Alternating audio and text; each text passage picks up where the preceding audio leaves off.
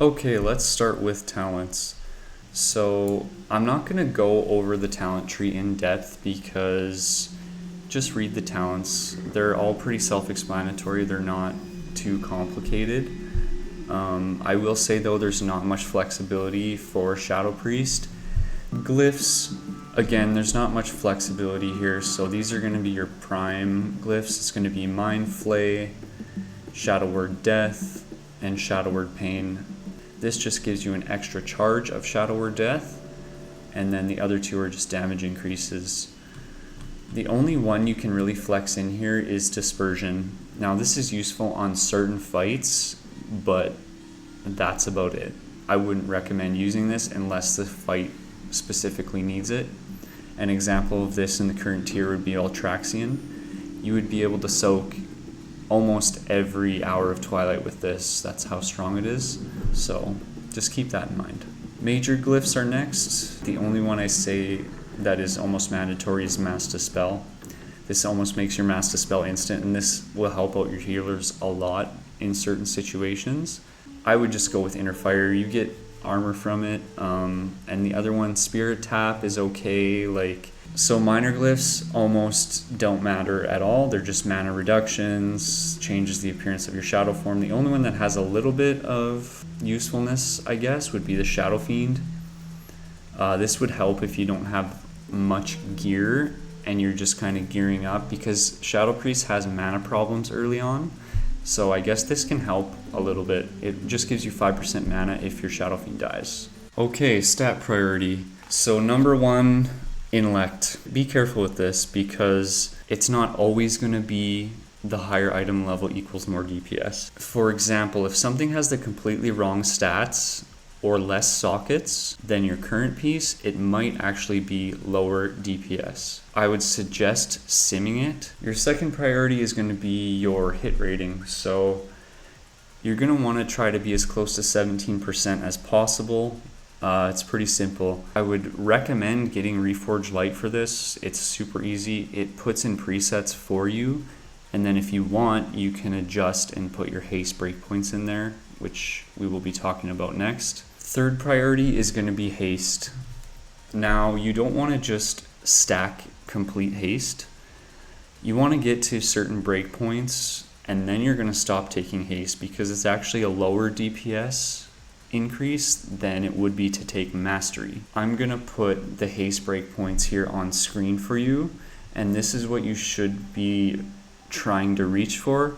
Once you reach those haste breakpoints, your next priority is going to be mastery. Now, if you're in a raid group and you constantly have a warlock that's putting dark intent on you, and you know for sure you're always just going to have dark intent, you're going to have to adjust your reforging according to that, and I believe Reforged Light also has that built in, so it makes it nice and easy for you. And then crit is our dead last. Now, not to be racist here, but there is better races than others.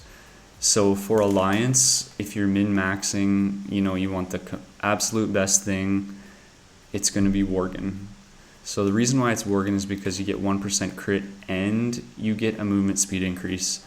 So indirectly, your movement speed increase is going to actually increase your DPS, because you can get to, certain stack points quicker, stuff like that, which gives you more uptime on your castable spells. Human is not a bad option. You get 3% spirit, and you also get the Will to Survive, which can be useful in a lot of raids actually. So, but other than those two, Draenei is also very close. And I'm sorry, I do not play Horde ever because they're scum.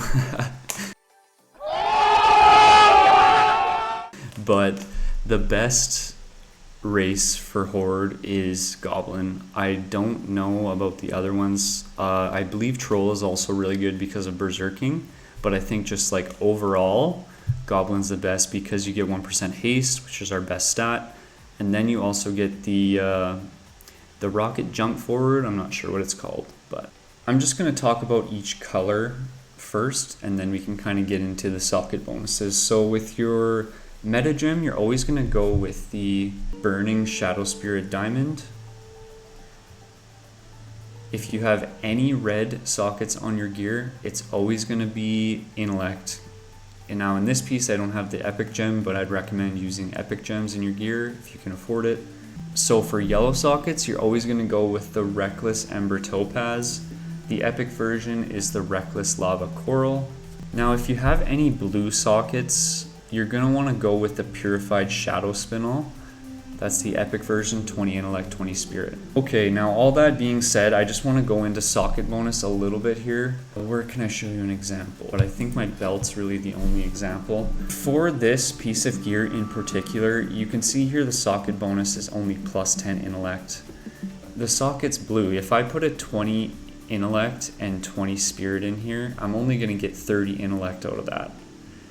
So you see how you get less intellect from that? The only time you really want to go for the socket bonus is if the intellect is the same as the bonus as it is without the bonus. I hope that makes sense.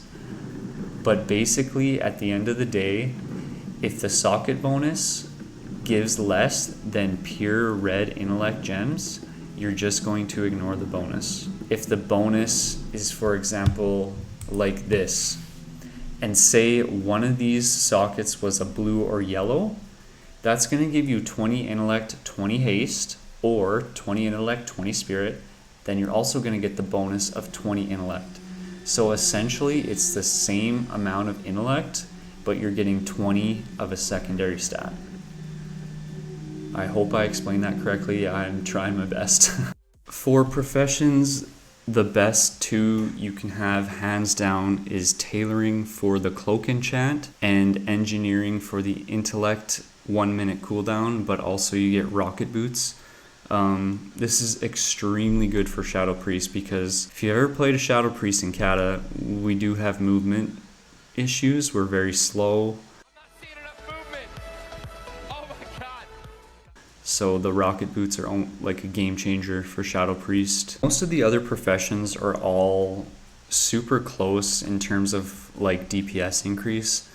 So I'm going to put the link in the description to all the profession bonuses in Cata, but just remember tailoring and engineering are this. For your food buff, it's going to be 90 intellect, 90 stamina, which is the severed sagefish head. You can also eat the fortune cookies, give you 90 intellect, 90 stamina, and then a feast as well. Will always give you the proper buff for your class and spec. Now we're going to go into the fun stuff, which is the rotations. I'm going to try to structure this so it's the most easy to understand. So I'm just going to start with the opener, and then we'll go into the rotation. On 2, you're going to hit your pre-pot right into a Mind Spike, into an instant Shadow Fiend, then your Shadow Word Pain goes up. Now into 2 Mind Flays. The reason you're doing this is to get your Evangelism buff stacked up. We're also fishing for Shadow Orbs, so you can use your Archangel into your first Mind Blast like that you've seen there. And now we have the Empowered Shadow buff, so this is going to make our dots hit a lot harder. Now it's not going to happen every time where in your first 2 Mind Flays you're going to get Shadow Orbs. Sometimes you're not going to get any. Cap your Mind Flays at 2. If you get unlucky and don't get any Shadow Orbs, just move on into the regular priority. It's not really worth it to sit there and try to fish for Shadow Orbs because you're actually just going to lose DPS without your dots on the target.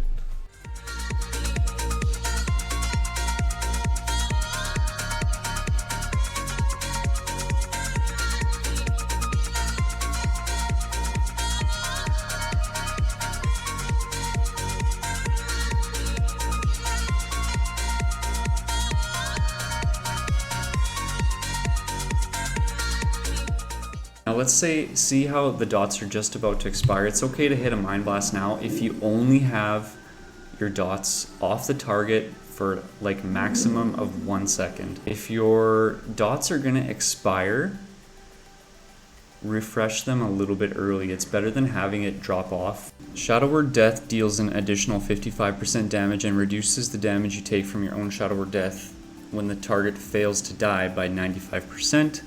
Your Shadow Fiend and Shadowy Apparitions have a 100% chance to grant you 3 Shadow Orbs each time they deal damage. So what does this change for us? Well, it actually changes a lot. You basically have two different rotations now. So outside of this new rotation that I'm going to be showing you, you're going to do the old rotation. So again, on 2, you're going to hit your pre-pot into a Mind Spike, and then immediately into 2 Mind Flays. This is so you can again get your Evangelism buff stacked up to 5 before you start spamming your Mind Spikes and Mind Blasts. So there you see I popped the Archangel, put out my Shadow Fiend into a Mind Blast. This is where you're generating orbs constantly. So you're spamming Mind Spike in between your Mind Blast cooldown. Now you're going to see here in a second, in between your Mind Spike and your Mind Blast cooldown, you want to weave in 1 Mind Flay, just like that. And then as soon as you get your 3 orbs again, to another Mind Blast. So I slowed this down quite a bit because it's really fast when you're doing it. So again, we're just going back into the Mind Spikes. And then Mind Blast is coming off cooldown, so we're going to go into a Mind Flay. And then boom, we perfectly get our last 3 Shadow Orbs from our Shadow Fiend. And then we're just going into the regular standard rotation. So after your Shadow Fiend despawns, you're just going to go back into the standard priority system. And you'll find that this almost lines up perfectly every time with your Shadow Fiend if you do it correctly.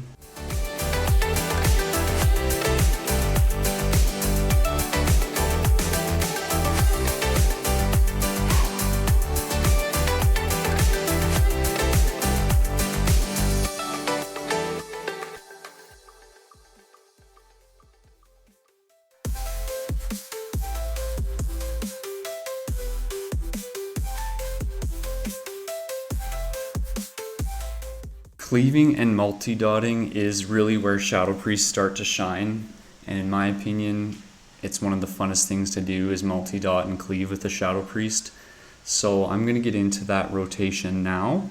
I'm going to start off with the pre-pot into a Mind Spike, and I pot my Shadow Fiend here. You don't need to do that in AoE or cleave situations. You can save it for a single target part of the fight. I just decided to use it here.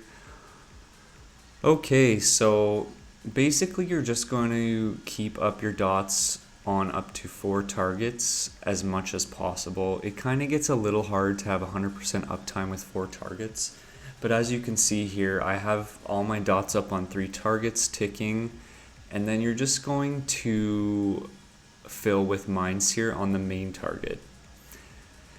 Now you can also refresh your pains by just Mind Flaying each of the targets. This is a DPS increase because you're not wasting a global cooldown on using Shadow Word Pain, because Shadow Word Pain does no instant damage. So you're actually going to gain quite a lot of DPS by doing this, and you're refreshing your pains while doing it. Another small tip is just keep Devouring Plague up on like the highest health target. If you know they're going to live long enough, it'll be worth it. Flaying around, refreshing the pains, keeping the dots up, keeping your empowered shadow buff up with Mind Blast, consuming your orbs, and then you're just Mind Searing the main target.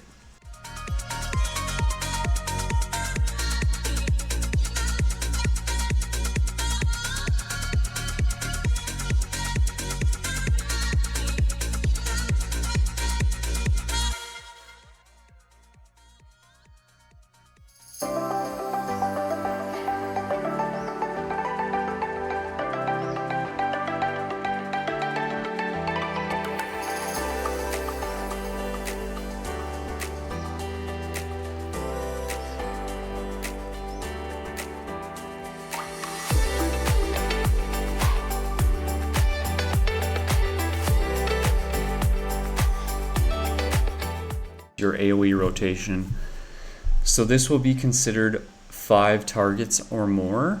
This one is pretty simple, but there is still a few things you can do to increase your DPS further. So with the AoE rotation, you can just put your Shadow Word Pain on a few targets. I'd say no more than 3. And the reason you're doing this is to get some Shadow Orbs rolling in order to maintain your empowered shadow buff. This does affect Mind Seer as well as all of your dots, so it just makes sense to keep this up. But like I said, no more than 3 targets, and then it's pretty simple. You are just refreshing your empowered shadow buff when it's about to fall off by consuming your shadow orbs with Mind Blast, and then you're just refreshing your pains again with Mind Flay, and then you're just mind searing the main target and pumping your tits off.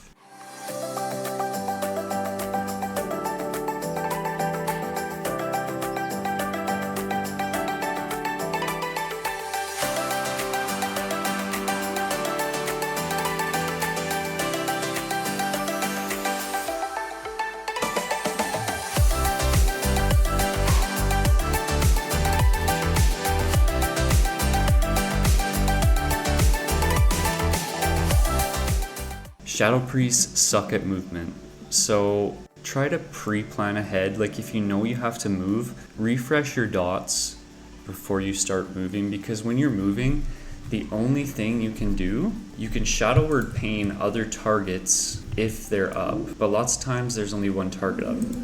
So it's going to be useless to spam Shadow Word Pain because it does no damage instantly, and it's already going to be on the target anyway. So the only thing you can do when you're moving, Shadow Word Death, even if they're not in execute range, this is still going to be a DPS increase. So Shadow Word Death and Devouring Plague is about the only thing you can do while you're moving constantly. Shadow Word Death, Devouring Plague. The other instant you could use would be your Shadow Fiend. For example, if you have to run and your Shadow Fiend comes off cooldown, if it's the right place and the right time, you can also use your Shadow Fiend when you're moving. Now, I'm personally not a big fan of add-ons. As you can see, my UI is pretty basic. I do have a few, such as like Bartender, obviously Damage Meter. I do have Weak Auras because it's basically needed. I have a dot tracker too. I can't remember what it's called. Tell me when. That's what it's called. If you want an easy route, you can just download Weak Auras, go to the proper website and just look for a Shadow Priest one. There will be lots already made that you can just import to your Weak Auras, and then you can kind of move it around your screen or put it wherever you want. But other than that, I'm going to assume that you have all the other essential add-ons. And the default nameplates are also not very good. Actually, they're terrible. So you basically need to download a different unit frame add-on. I use Plater. It tracks everything good enough for me. As you can see, all the dots are there, and I also have them down here from my Tell Me When add-on. I would recommend getting a cast bar too. For Shadow Priest, it's important because it shows you the ticks here, right? Oh shit, and Reforged Light, don't forget that. That will make your life a lot easier.